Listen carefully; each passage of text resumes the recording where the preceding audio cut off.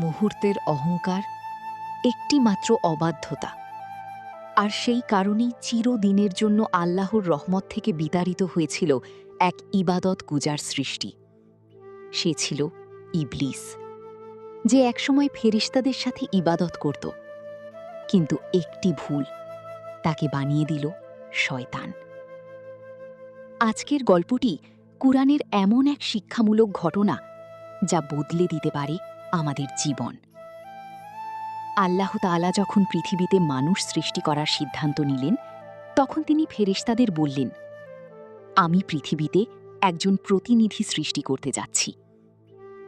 তারপর আল্লাহ মাটি দিয়ে সৃষ্টি করলেন হযরত আদম আলাইহিসসালামকে। আদম আলাইহিসসালামকে এমন জ্ঞান দেওয়া হলো যা ফেরেশতাদের কাছেও ছিল না। ফেরেশতারা অবাক হয়ে গেল, কারণ আল্লাহ মানুষকে বিশেষ মর্যাদা দিয়েছেন।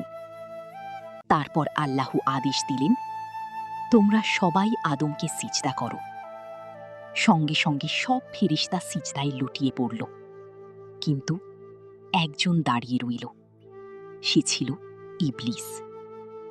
আল্লাহ তাকে জিজ্ঞেস করলেন, আমি আদেশ দেওয়ার পরও তুমি কেন সিজদা করলে না?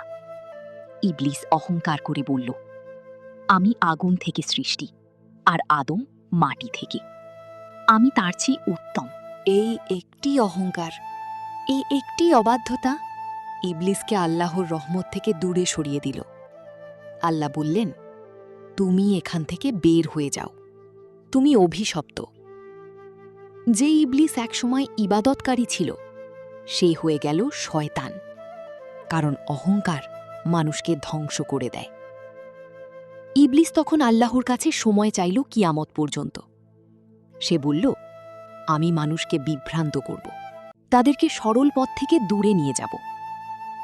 আর তখন থেকেই শয়তান মানুষের শত্রু।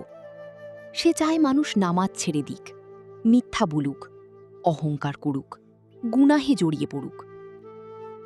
এই গল্প আমাদের কি শিক্ষা দেয়? প্রথম শিক্ষা, অহংকার কখনো ভালো নয়। দ্বিতীয় শিক্ষা, আল্লাহর আদেশের সামনে নিজের যুক্তি দাঁড় করানো বিপজ্জনক। তৃতীয় শিক্ষা, শয়তান সবসময় মানুষকে ভুল পথে নিতে চায়। তাই আমাদের উচিত নিয়মিত নামাজ পড়া, কুরআন তিলাওয়াত করা, আর আল্লাহর কাছে শয়তান থেকে আশ্রয় চাওয়া। ভাবুন তো, যে ইবলিস 1000 বছর ইবাদত করেছিল, একটিমাত্র অহংকার তাকে ধ্বংস করে দিল।